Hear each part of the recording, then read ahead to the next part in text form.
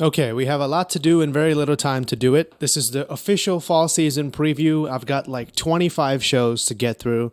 I'm not guaranteeing that I'll watch everything all the way through. I'll give everything as much of a chance as I think it deserves. We're going to go alphabetically starting at the top. And I have already pre-selected some shows to watch and some shows to not watch. So if you think I skipped over a show that you maybe wanted me to look at, I guess leave a comment saying, would you look at this show next time? But I think I have pretty much every show that I think could be good. So without further ado, let's get started. 素人 JK には興味ないんです。プロのババアにしか反応しないんです。 Okay. I get it. African salaryman. I get it. African office worker is the title that they're going with. It's pretty good, hilarious comedy type sketch thing. If you've seen Agretsuko, it's like that, but told from the point of view of the other side of the coin, like from the people who are actually running the office. It's creative. I don't really see why it needs to be 23 minutes. That seems to be too long for me. I like comedy shorts myself, but I know that comedy shorts don't really sell, so I get why they're doing this. I would have preferred to have it be like a 5 or 8 minute short with just 2 gags, but 24 minutes I think is a little bit too long. Moving on.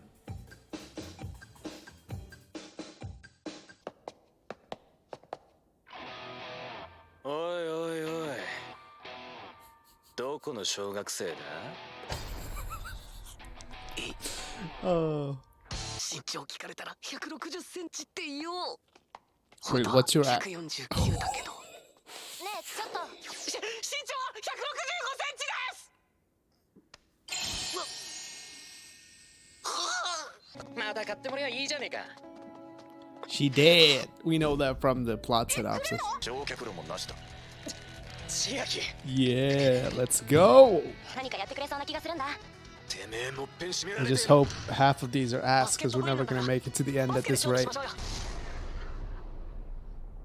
They have a ref for playing pickup ball? Okay. That's a carry. Hard carry.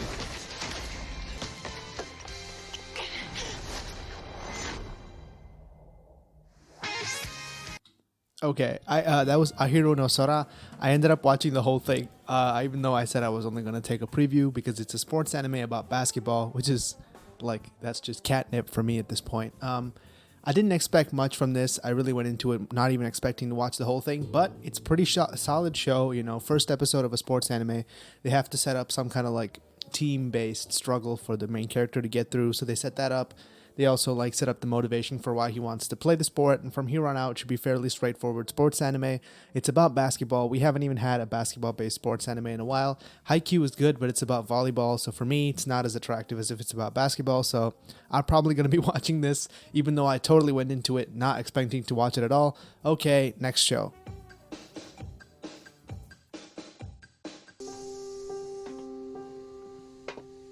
Hello, light novel boy. Haven't seen you in a while. 1, 2, 3, 4, 5, 6, 7, 8, 9, 10, 11, 12, 13, 14 more shows.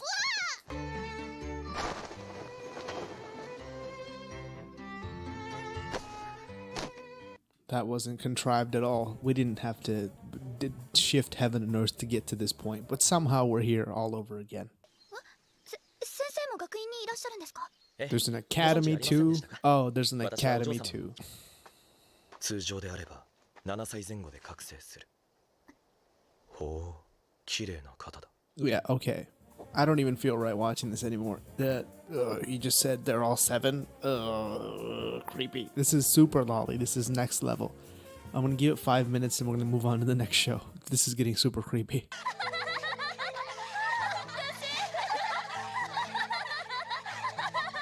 Every light novel first episode plays out in basically exactly the same ways. There's a main character, they're introduced to some kind of inciting incident, then they're ridiculed by everyone else and they have to do something else. This is how Shield Hero started as well. Is this like some kind of new formula that they've come up with? Okay, I'll give it some more time. I don't want to dismiss it yet. Is this season like secretly good or something? よって私は2つ目の任務メリダ・アンジェルの暗殺を Wait, what? Okay. This is the Assassin's Pride. This is why it's called Assassin's Pride. Okay. 暗殺者の慈悲アサシンズプライドだ They said the name of the show in the first episode. That's how you know it's a light novel. Okay, let's keep going.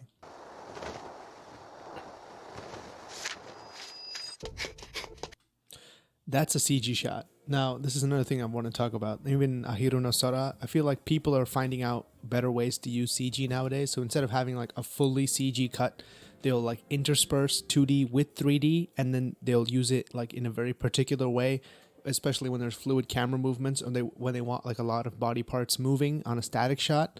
They use it a lot in CG, and it looks much better that way. So the industry is really advancing in terms of how to use CG, because in this show and the previous show, as well as Africa no Salaryman, all three have used CG. African Office Worker or Africa no Salaryman is fully CG. Ahiru no Sora had like CG cuts, as well as for the action they used like CG poses to move the camera around and stuff. And this also has CG. So we're seeing CG go into like, and these are not major studios that are doing this, but we've seen CG in every single show so far, and all of it has been better done than any of the CG we've seen in past seasons, even just as like soon as the summer season. Like even Carol and Tuesday had much worse CG than this.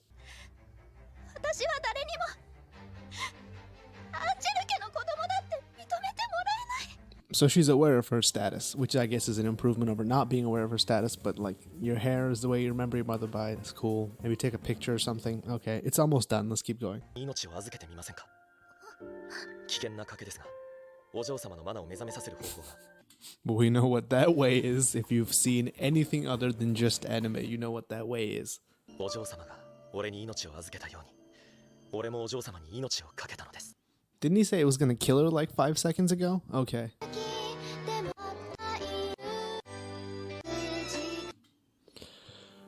That was Assassin's Pride.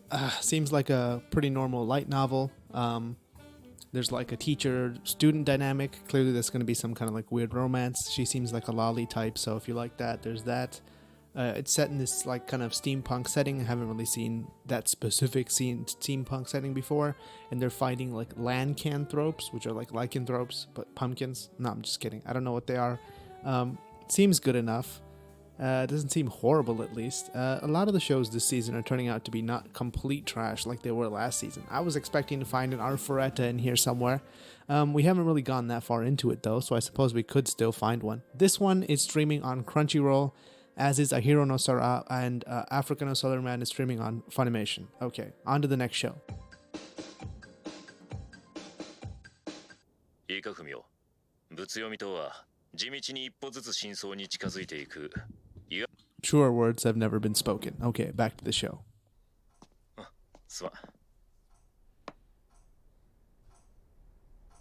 I'm calling it now. This guy is dead in this episode. There's only one way. There's only one reason anyone would say the age of their child is if they die. That's the only reason. Okay, let's keep watching.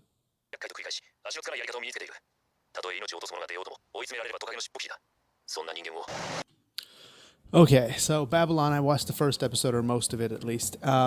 It is a highly, very dense, political kind of investigation type thriller. It's based on a novel, so we can expect that kind of like extremely detailed with like tons and tons of characters and all these details and plot twists and everything. We can expect that. The character designs aren't the greatest, the animation isn't the greatest, but the music is surprisingly good.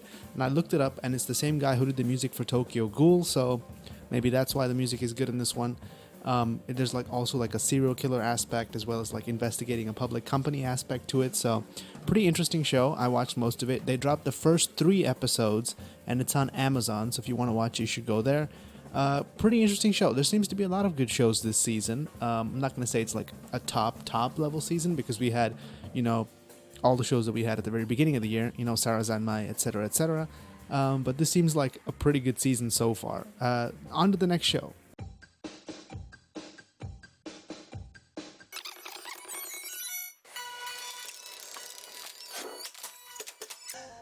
本当にクラスメートを食べるつもりかいつも一緒に授業を受けてただろ Holy shit. Okay, I didn't expect that to happen. Visually, it's just very interesting. I mean, I was warned about this, that this show might actually be good. Didn't expect it to do these kinds of interesting visual tricks where like the light comes in and then it you see it in color, and then otherwise you just see the line like a wireframe type thing. I didn't have much hope for the show Beastars, but just with these opening like 45 seconds, it's given me more hope. Also, they're treating the whole Zootopia like premise extremely seriously, because this guy's like, "Are you gonna eat me? We go to the same class." It's like, okay, pretty interesting. Let's watch the rest. お前たち肉食獣なんてみんな怪物だ That was definitely an impactful opening. You have my attention, Beastars. Okay.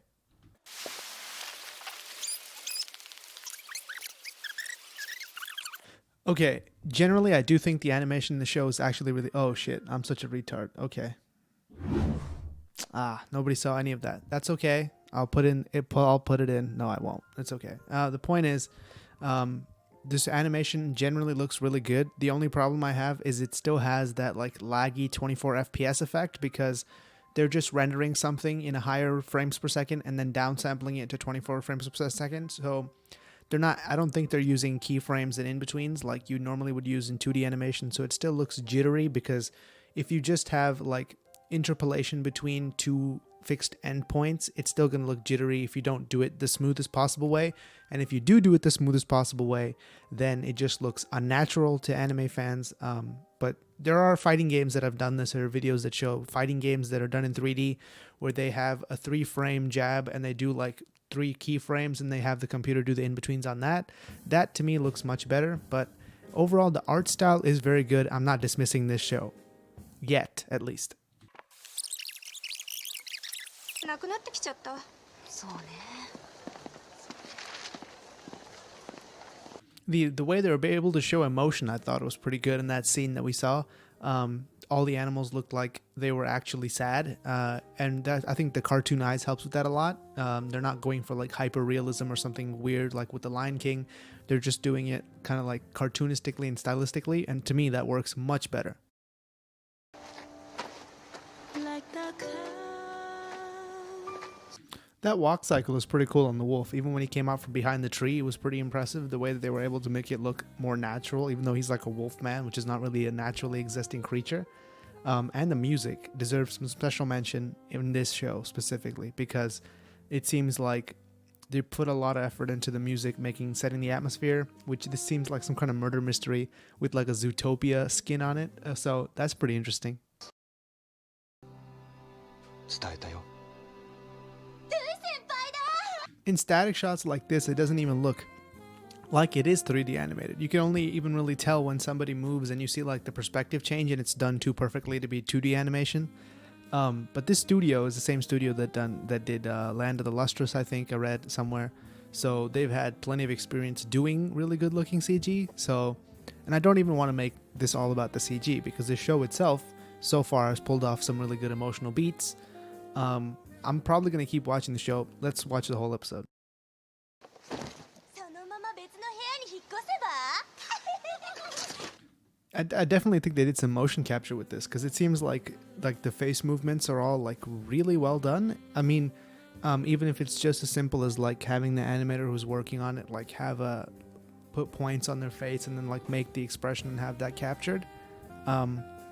I feel like they really did some stuff with that, because it seems like it's really well done, like facial expressions and stuff. And I don't, well, maybe you could do it like normal animation wise, but it looks a little bit more like calculated when you see it in like a Pixar movie versus when you see it in like Planet of the Apes. Just looks like a human face being a monkey or whatever. That would be interesting to find out if that's what they did.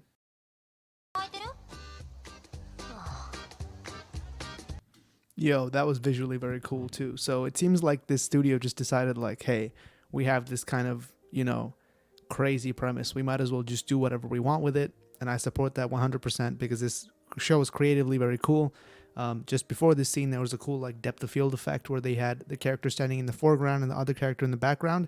It didn't look the most natural. I feel like when they do it with the fake depth of field that they add to like shows like Violet Evergarden, I felt was a bit more natural. So it may not be like the best looking show of all time, but creatively, visually, it's doing things that I haven't seen before. 裏方として支えてもらう It legit almost plays like a kind of Wes Anderson type, like whimsical type visual novel. Like, it's weird. they do these like cool visual tricks like they did with the letterboxing of the eyes, and then like the music. It just feels very like whimsical and kind of like fancy. It's almost like if Wes Anderson did like a movie, like he did Isle of Dogs, right? But this is on a new level. I don't know if it's Wes Anderson who did Isle of Dogs. It's someone else. I might be wrong on that.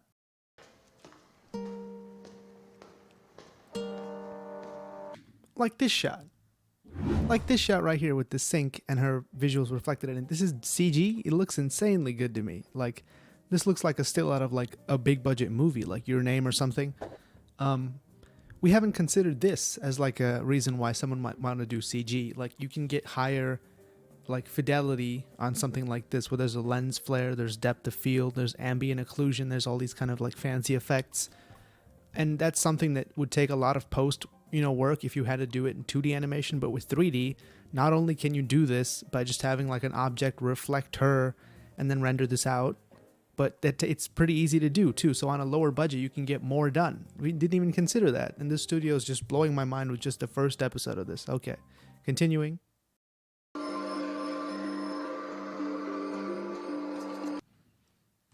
That's a physics simulation right there. That's 100% a physics simulation. And not something you would see in a normal 2D animation. You can't do that. It's basically impossible to do.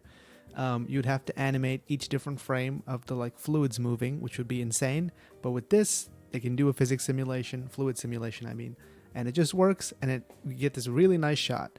The studio is pushing the limits of what you can do with the CG anime, and I welcome it. I'm highly looking forward to whatever they show me next. Okay, let's keep going. Okay, that was episode 1 of Beastars. Studio Orange, kind of like romantic comedy / Zootopia inspired / murder mystery / socio-political commentary show. Was not expecting that show to be good, although I had heard that the staff that was working on it was pretty good, so I'm not surprised that it is good.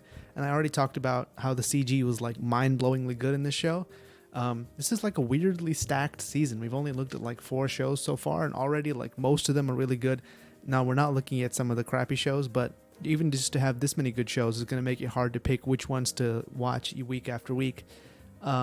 We already have this show. Actually, the thing about this show is it's done in association with Netflix, so just like Carol and Tuesday, it won't be coming out in the West at all until it airs 13 weeks in. So the only way to watch this is with fan subs, so thank you to the fan sub community for bringing this show to our attention. Otherwise, we wouldn't be able to watch it at all until like next year, 2020.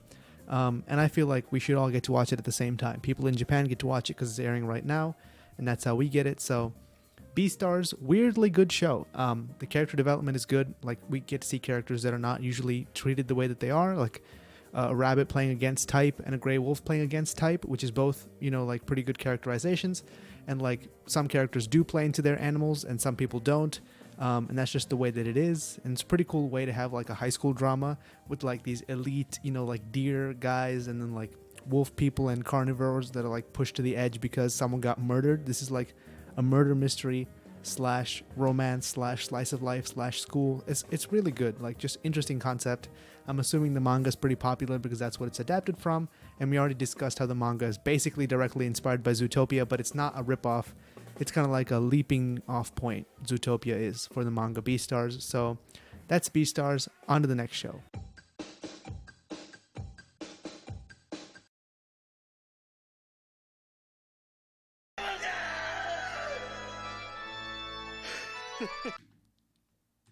Okay, let's just call it an end with that show. That's Chubyo Gekihatsu A Boy, which looks like a slice of life comedy, kind of like Sakamoto-san, except it's with a club of people who are all chunibyos who are convinced they're like heroes. They have no special powers.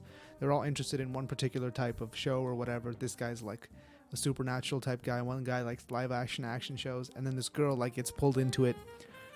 So like typical slice of life comedy type stuff. I thought this show was going to be horrible. I watched like 11 minutes of it, and it wasn't terrible. I mean, I made it through 11 minutes of it, and it's a comedy show. But in the interest of time, let's just go ahead and say if you're looking for a slice of life comedy show with probably some hilarious hijinks about chunibyos, Chubyo Gekihatsu Boy, there's that. So on to the next show.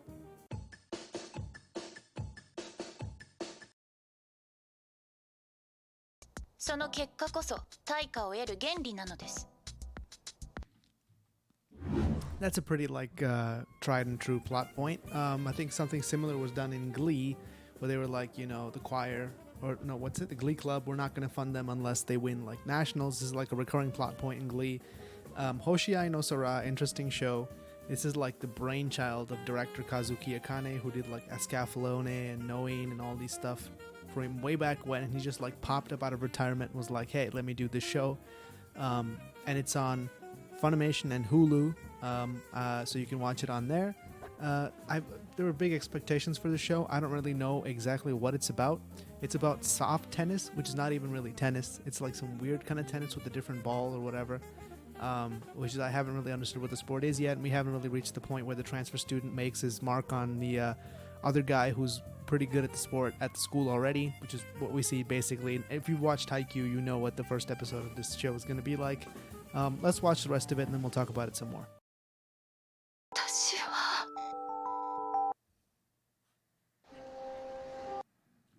Yo, we gotta talk about that. Okay, so I assume this was just like a normal sports anime, but obviously it's not.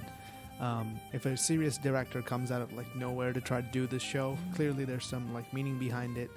The show that this reminds me the most of is Sarazanmai so far, because you have like a surface level story, and then you have like deep meanings underneath. So if this turns out to be even nearly as good as that, and I know that this director is not like Ikuhara in the sense that we're not going to get these fantastical like escape sequences and like musical sequences and like battle sequences with anal beads or whatever. We're not going to get any of that, and I'm okay with that. But I do think that kind of like flash helps sell the kind of underlying narrative of familial troubles and like relationship problems and like friendship and all these things. I do think if you have some kind of like snappy, up-tempo kind of reason to watch the show, other than just the like conflict between characters, I do think it sells it more. An example of this would be like Kids on the Slope. Kids on the Slope, very good show. So relationship drama at the end of the day, but they have like these really cool musical sequences with jazz, and jazz just permeates the whole show, and I think that helps it be much more watchable than it would otherwise would be. And so far from the looks of the show, they're not really focusing on the sports aspect of it all much, because the shots that we've seen of the sports being played aren't exactly very impressive, and when they show them in like passing, they always do it in CG, so I don't think the sports are going to be a huge focus of this show. Obviously that's fine, but with the relationship drama will have to be like next level well written for it to go over well. So let's keep watching.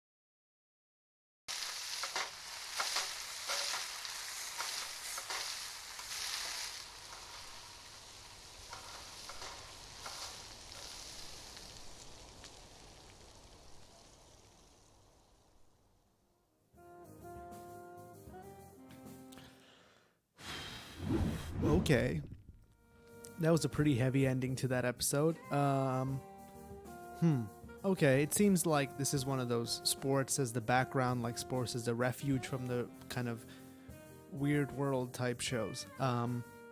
It keeps reminding of Sarazanmai. Like every time I look at it, even the main character guy, Maki Katsuragi, he reminds me of that character from Sarazanmai a lot.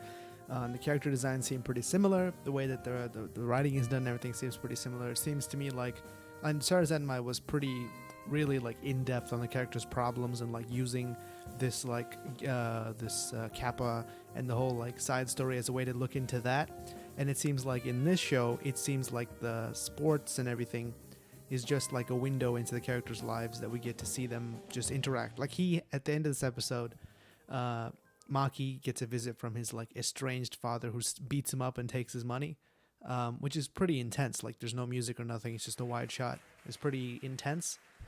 For a show like this, I feel like this is going to be one of those shows that you can't really watch all in one go, which is good because it's coming out weekly on Funimation and Hulu, I guess. So if you want to watch it there. Hoshiai no Sora, I didn't really know what to expect from this. I guess the anglicization of Hoshiai no Sora that they're going with is Stars Align. And I don't know if this is going to be one of the more popular shows this season, just because it seems like the marketing on it is kind of mixed messaging in the sense that it tells us it's about tennis, and a lot of the PV was about like tennis and like interaction between friends, but in the very first episode it's mostly familial drama and like kids dealing with that, so it can be pretty heavy. So if you're not really into that kind of stuff, then maybe watch it all when it's done, or maybe just watch the review of it to get the gist of the thing, because it feels like this kind of emotionally affecting show is not something that a lot of people want to see in their anime, because I feel like, first of all, a lot of anime isn't made for that audience specifically, and secondly, it's pretty like hard to watch, to be honest, that end bit. So this is one of the shows that I had the highest expectations for this season. Time will tell, only time will tell whether it will live up to it or not. So next show.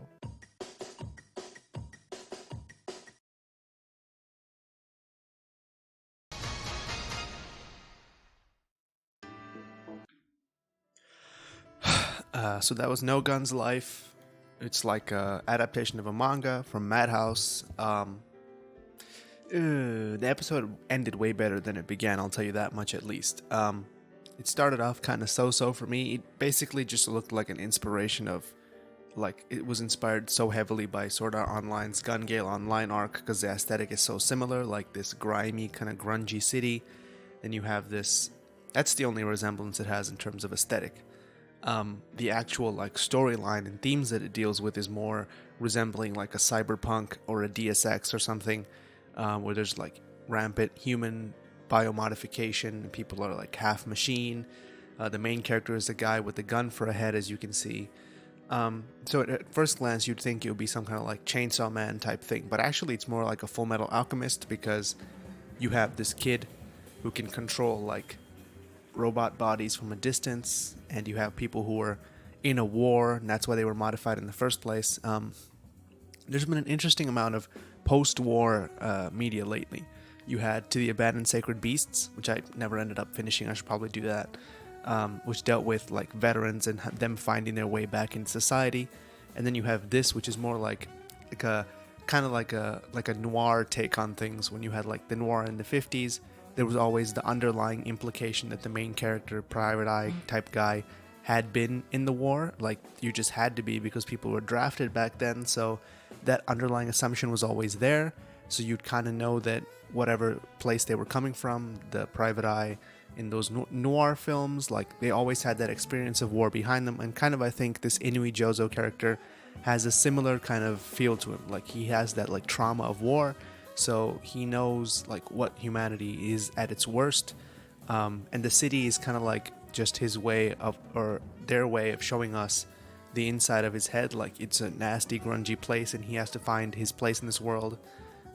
So it should be an interesting show. It ended way better than it started. It started off really, really kind of floppy for me.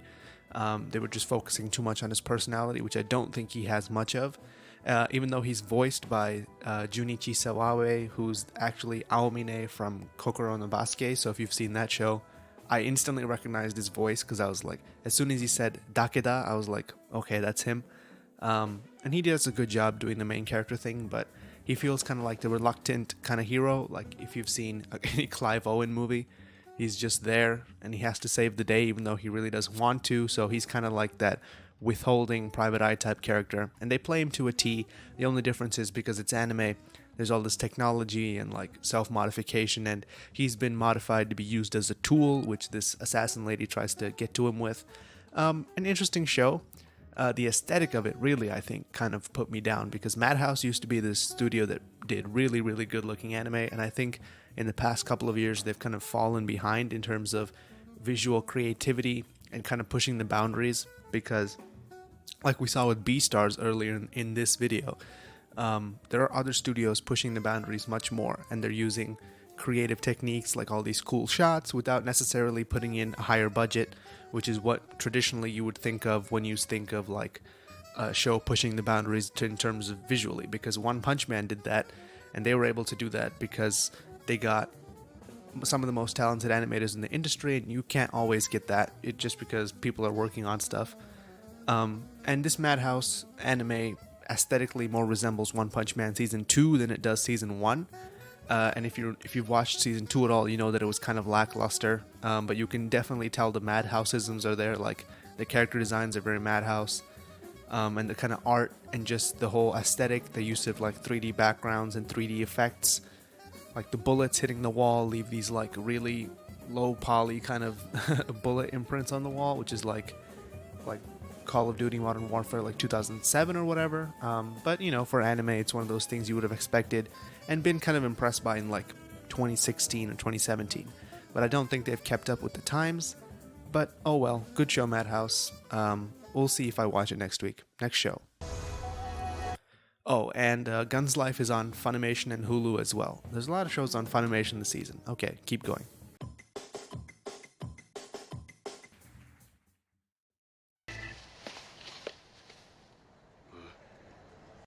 Everything about this just screams do-ra-ra-ra to me. The Neon City, like the back alley, this dude walking up to you and talking to you with a weird accent.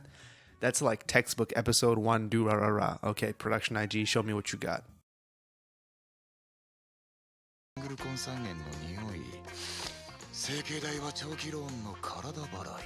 Yo, this is the most Sherlock thing ever. This is like straight out of BBC Sherlock. Okay, he just randomly lists all the chemicals that he smells. Okay, Sherlock.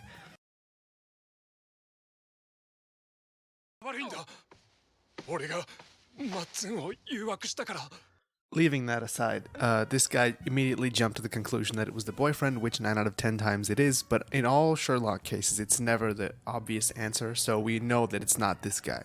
Let's keep watching.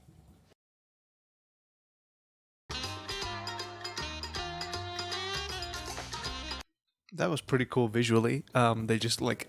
I really like that, actually. I thought the episode was done. Okay, explain how you solved the case, Sherlock.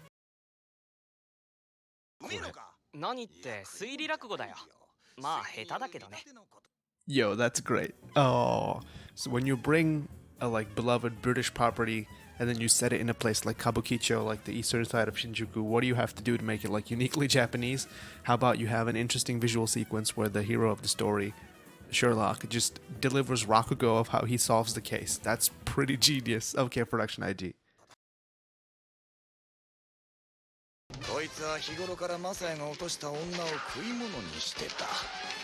Yo, okay, so this like acid burn film effect, the cool music, just the theme and the way that the character carries himself. Like the voice actor of Sherlock Holmes is also the guy that did Ginyu back in the day, so I mean he's good at theatricality, obviously, but the way that he's able to like be serious and be funny at the same time, pretty sick.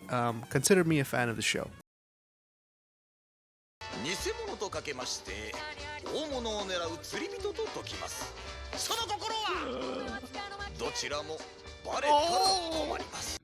Oh my god, dude.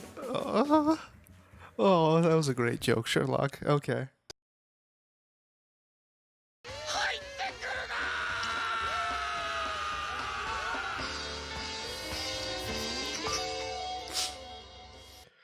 Whew.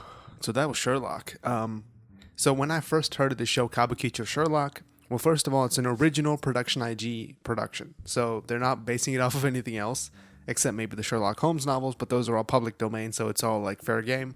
They basically imported the characters, Lestrade, John Watson, and Sherlock Holmes, and everything else is pretty much just their own creation. It's set in the east side of Shinjuku, apparently, which is like a famous red light district / shady part of town. And Sherlock is a weirdo, as always. John Watson is a faithful guy, as always. But I think what really sets it out is like the music, visual style, and comedy. All three of these things are pretty sick. They have several different sequences where he's explaining like how he figured out the case, which is like typical Sherlock. But at the end of the day, it's still like a murder mystery, which is fine by me. Like I'll watch it week in and week out just for that. And the voice acting was solid. Music was amazing. It reminded me of like some great swing jazz stuff, which fits this like setting just perfectly. Really good show as far as I can tell. Probably my favorite show of the season. This is a very, very stacked season. Even though this is only like episode 1 of this like season synopsis, we've seen so many good shows. Like pretty much every show I watched in this like summary I liked. There's like 8 or 9 shows. And I didn't even watch some of the other ones. Like there's like 17, 18 shows that might be good this season. The best ones for me are probably Kabukicho Sherlock and Hoshiai no Sora for very different reasons. This is like a jazzed up version of like, it's like Durarara, but if Production IG made it, so like jazz music, like Production IG character design, not as much supernatural weirdness, more just like everyday weirdness, and it's a murder mystery because it's Sherlock Holmes. And then Hoshiai no Sora is like Sarazanmai without the Ikuhara weirdness. So if you didn't like Sarazanmai because of the weirdness, watch Hoshiai no Sora. Ooh, just a really, really solid season so far, it seems to me. How do I sum this up? Like, so the season so far, like, you might have that these are all shows that are not including like the mainstay, like carryover shows that are getting their third or fourth season. So you have Shokugeki no Soma, you have like Boku no Hero Academia is going into season 4. Sword Art Online is coming back, so for people who like that, they can watch that. It's just kind of an insane season. I don't really know what to say. Not to mention, like, there's at least, not to mention Babylon. Babylon is like this super dense mystery if you want to watch that. Beastars is like a creative Zootopia, really interesting visually if you want to watch that. There's at least 3 or 4 good comedies. I'm surprised how good the shows have been this season. So much so that some of the B plus kind of like B level shows might not even get watched. I won't even get time to get around to those just because there are so many good shows and you can only do so many videos a week. So most likely I'm going to be doing Kabukicho Sherlock, Hoshiai no Sora, and when Psycho Pass comes out next week, I mean. So those 3 will probably be the 3 that I cover. That being said, there's a lot of stuff that I didn't get to look at. So if you're trying to get people to know about these shows, you know, like post them in the comments, you know, tweet at me. Always look at my Twitter. So if you want me to cover a show that I haven't looked at, because there's a ton that I haven't seen, let me know because I will give it a try at least. But that's it for this video. This took 2 weeks to make, Jesus, because there's so many shows to watch. Pretty much episode 2 and 3 of everything that I watched in this video have already come out. So, and I told you all the places to go watch them. So if you want to go watch them there. Also, Kabukicho Sherlock is also on Funimation. So to me, it seems like Funimation definitely won this season. They have all the interesting shows. But that's it for this video. Like, comment, subscribe, all that good stuff. And I'll see you in the next video.